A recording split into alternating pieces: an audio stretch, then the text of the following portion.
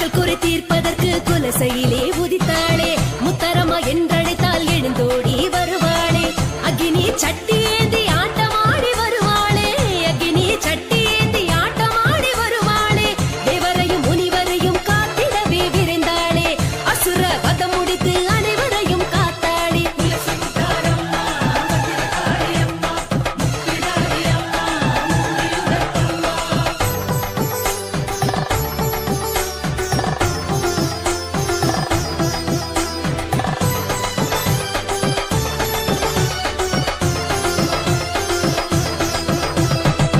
வேப்பிலை கரகமேந்தி விளையாடி வருவாளே தண்டை கார் சிலம்பு ஓசையுடன் வருவாளே